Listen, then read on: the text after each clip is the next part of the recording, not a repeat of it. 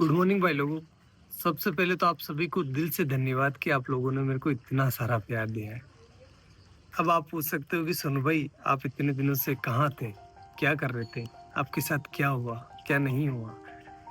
तो भाई लोगों सच बता रहा हूँ, पिछले 60 दिनों से मैं अपने घर पर बैठकर रो रहा हूँ। बहुत सारी एंजाइटी फील कर रहा हूँ और बहुत कुछ हो रहा है मतलब,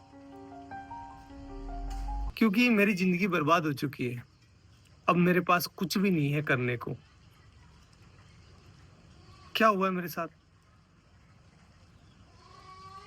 कुछ अलग हुआ है मेरे साथ, जिस वजह से जो भी मैं था ना वो खत्म हो गया है। कैसे हुई है मेरी जिंदगी बर्बाद, ये जानना है आपको अगर, या फिर मेरे को मैं बताऊं कि मेरे को मैं बता सकता हूँ आपको कि मेरी जिंदगी कैसे बर्बाद हुई है, तो उसके लिए मेरी जिंदगी जाननी पड़ेगी कि सोनू ने स्ट्रगल करके क्या अपने जीवन में हासिल किया था और उसके पास अब वो नहीं है। सोनू जिंदा रहने के लिए भी संघर्ष करा है सोनू भाई ने, जिंदा रहने के लिए।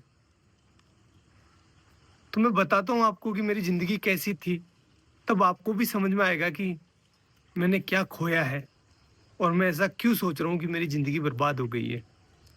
और सबकी शुरुआत होती है मेरे नाना जी के घर से, वहीं से शुरू करते हैं।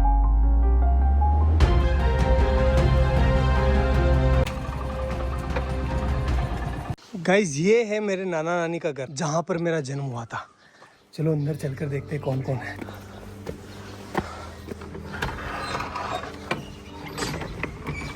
गाइस मामी है, मामी से बात करते हैं।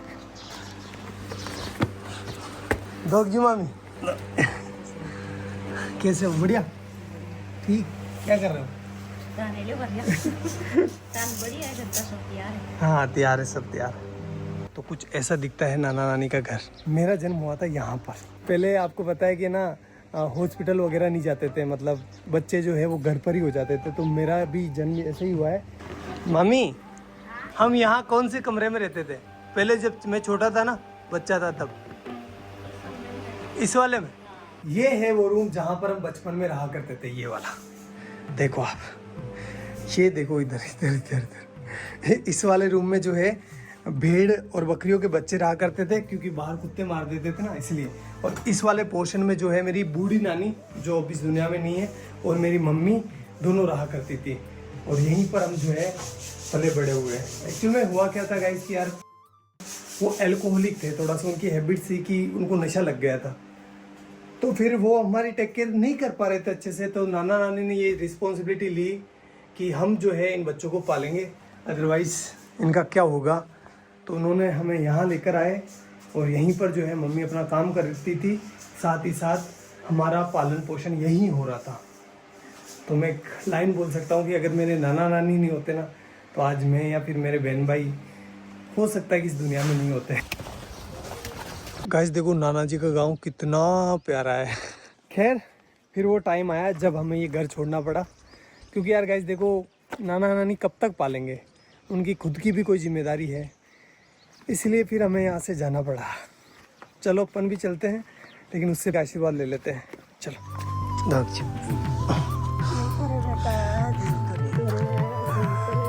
मेरी नानी है, आपको बाद में बताऊंगा इनके बारे में भी।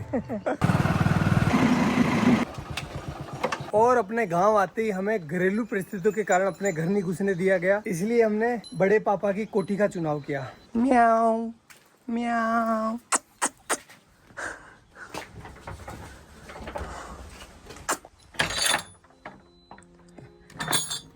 तो भाई लोगों ये है हमारी कोठी, जहां पर हम 2 साल रुके थे। तो अगर मैं अपने 2 हाथ फैलाऊं ना, इतना ही डिस्टेंस है, ज्यादा नहीं है, इतनी ही इसकी लंबाई है और इतनी ही इसकी चौड़ाई है। ये देखो, और हाइट आप देख सकते हो, बस इतना ही है। मेरी हाइट थोड़ी कम है, इस वजह से यहाँ पर जगह भी कम रह गई थी। केवल यहाँ पर एक छोटा सा मचान बिछाने के लिए जगह थी।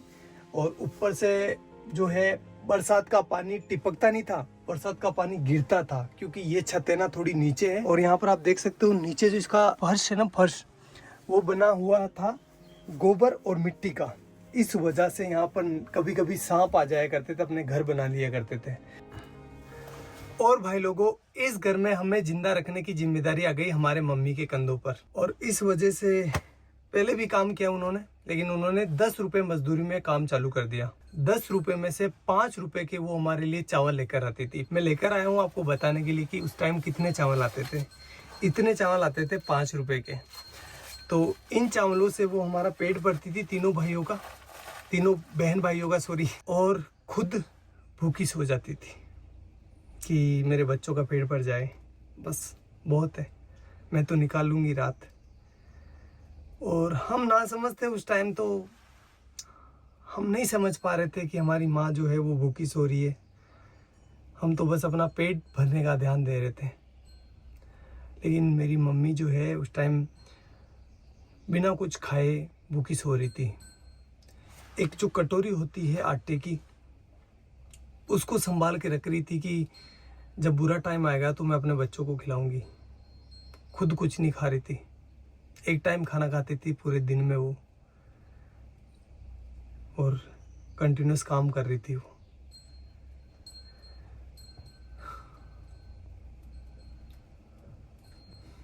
और ये सारी चीज़ें हम बच्चे नहीं समझ पा रहे थे, हमारा माइंड उतना डेवलप नहीं था कि हम ये इतनी भारी चीज़ें समझ पाए। हम तो अपना पेट भरते, खेलते और अच्छे थे। मम्मी को ही पता है कि वो हमें कैसे जिंदा रख रही है। मदर इंडिया, यही तो मदर इंडिया है। सारे दुख खुद रख लेती है और अपने बच्चों तक किसी भी प्रकार की प्रॉब्लम्स नहीं पहुंचने देती है। बाबड़ी कोई का लोन भी मांग बनेगी दान की जाती कड़ू कई तीर गणा दौरा तेना पड़िया।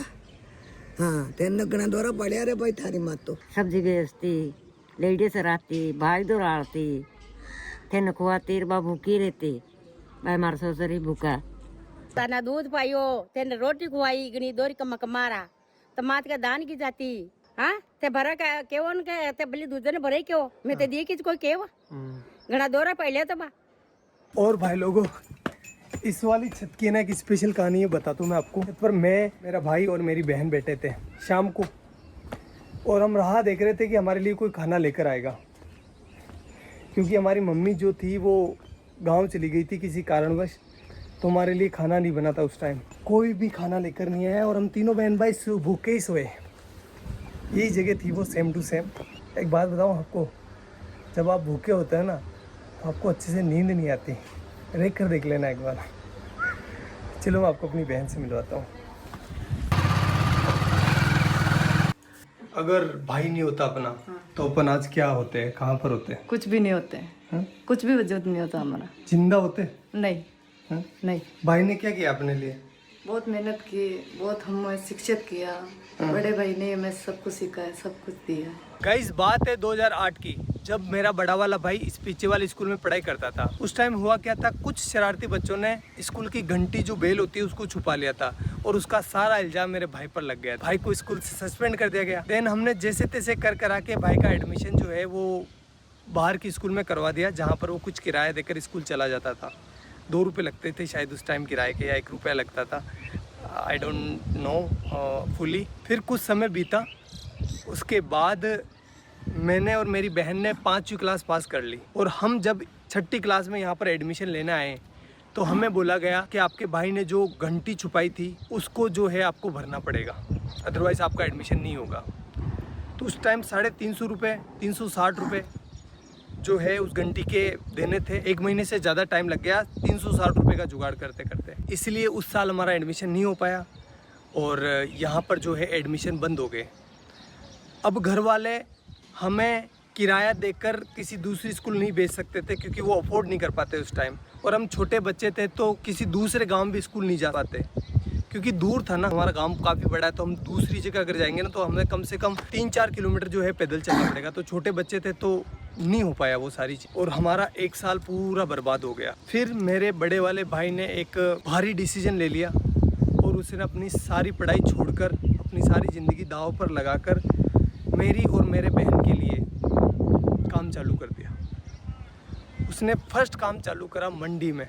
जो सब्जी मंडी होती है ना वहाँ पर। गाइस मैं हूँ अभी उस सब्जी मंडी के अंदर जहाँ से मेरा भाई सब्जी खरीदता था। 15-20 किलो वजन को अपने सर पर रखकर मेरा गांव जो कि यहाँ से 20-25 किलोमीटर दूर है वहाँ पर लेकर जाता था। वो सब्जी वो फल फ्रूट बेचता था जिससे कि कुछ पैसा आए और वो अपने बहन भाइयों का पेट भर सके, अपनी माँ के सर पर जो बच्चों का पालने का भार था उसको कम कर सके। और ये वो काम कर रहा था जब उसकी उम्र है ना 16 साल की।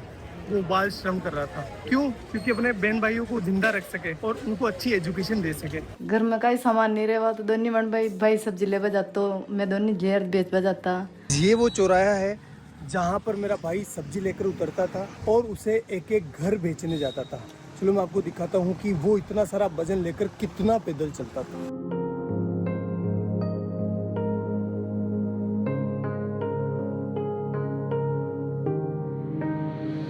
उस 20 किलो वजन को अपने सर पर रखकर इन घरों में घूम घूम कर सब्जियां बेचता था। इस काम में कुछ लोग पैसे नहीं देते थे, मतलब सब्जियां उधार ले लेते थे और फिर बोलते थे कल ले लेना, परसों ले लेना। भाई लोगों एक बार की बात है, सामने जो पाबूजी महाराज का मंदिर दिखाई दे रहा है ना, उनके बारे में मैं ऐसा बताया गया, जो लड़के बैठे होते हैं ना चौराहे पर, बदमाश नहीं बदमोश उन्होंने ऐसा बोला कि मेला है पाबूजी महाराज का, तो इस दिन इस डेट को पाबूजी महाराज का मेला है, तो तुम अपनी सब्जियां और फल फ्रूट लेकर आ जाना यहाँ पर। तो हमने सोचा अच्छा है कि हमारा जो है फल फ्रूट बिक जाएगा और हमारा कुछ बेनिफिट हो जाएगा। हम आए तीनों बहन भाई, तो यहाँ पर आकर देखा तो कोई मेला नहीं था और उन्होंने थोड़े से हमसे फल फ्रूट ले लिए और हमको डरा धमका के भगा दिया। तो एट दी एंड धंधा जो है वो इतना अच्छा चल नहीं रहा था, इसलिए उस काम को भी हमें छोड़ना पड़ा। हमें नहीं, मतलब भाई को छोड़ना पड़ा।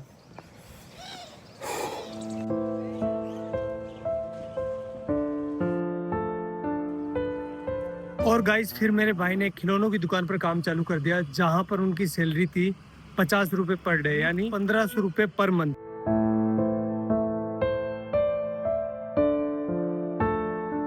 एक महीने बाद जब भाई की सैलरी आई तो उसने लगभग आधा भाग यानी 700 रुपए के आसपास मेरे और मेरी बहन के लिए बुक्स लेने में खर्च कर दिया, जबकि खुद काम पर फटे हुए कपड़े पहनकर जा रहा था। वो चाहता तो अपने लिए कपड़े ले सकता था ना, लेकिन नहीं लिए उसने। लेकिन हम खुश थे। क्यों खुश थे? क्योंकि पहली बार रजिस्टर आया था, पहली बार हेल्प बुक आई थी, अब हमारे भी अच्छे दोस्त बनेंगे। यार बुक्स अच्छी आती है तो दोस्त आते ही है ना, भाई तेरी हेल्प बुक दे दे, तो हमारा कॉन्फिडेंस है ना सीधा आसमान चला गया।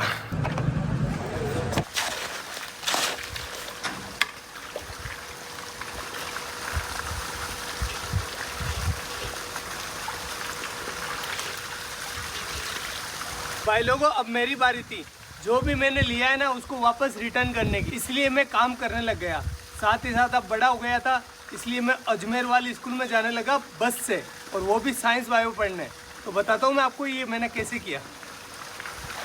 गाइस ये जो सामने सीमेंट की फैक्ट्री देख रहे हो ना, इसकी दीवार बनाई है ये वाली। ये गाइस ये मैंने अपने हाथों से डलवाई है। अब तो खराब भी होने लग गई। बताओ ये भाग भाग सोनू भाग भाग भाग भाग। गाइस अब तो मैं भाग भी नहीं पा रहा हूँ। पहले ना इतना दूर, लगभग ये होगा 600 मीटर दूर, एक पूरा सीमेंट का कट्टा जो कि 50 केजी वेट का, यहाँ पर पटक कर अपने कंधे पर, और एक साइड जो है ना वो चिमनी लगी हुई है, वहाँ से लेकर उस वाले कोने से जहाँ से अपन आए थे ना वहाँ पर लेकर जाता था। अरे भगवान, इसका ठेकेदार इतना खड़ूस था। जब मैं बोलता था ना, मैं छोटा था तो दर्द तो होता है यार, 50 किलो का कट्टा लेकर जाता था तो पेन हो रहा था मेरे को। तो मैंने बोला सर कि मेरे से ना ये लेकर नहीं जा पा रहा हूँ मैं इसको। तो बोला कि काम पर क्यों आया है, पैसे किस बात के मिलेंगे, ऐसे बोलते थे। करना पड़ता था भाई। तो ये वाला काम तो मेरे को ज़िंदगी भर याद रहेगा, क्योंकि वो सीमेंट के कट्टों ने मेरी रीढ़ की हड्डी में प्रॉब्लम कर दी। गाइज ये जो आप बिल्डिंग देख रहे हो ना, ये हमने बनाई है एक मजदूर के तौर पर। और गाइज ये वाली जो टंकी आपको दिखाई दे रही है, ये बनवाई है। हाँ, ये जो दीवार आप देख रहे हो ना, ये सब कुछ। भाई लोगों, भैंस चराते टाइम बायोलॉजी पढ़ने का मजा ही कुछ अलग होता है, क्योंकि एग्जाम्पल यहाँ पर सामने होते हैं। जब एक बगुला है ना भैंस के आसपास होता है तो उसका मतलब ये है कि वो सेब पोजीता कर रहा है। क्योंकि आप देख सकते हो जहाँ पर भैंसें चर रही है ना, उसके पास एक बुगला है। ये देखो बुगला है। क्योंकि जब भैंस चारा खाती है ना, तो चारा हिलने की वजह से उसके अंदर जो कीड़े होते हैं वो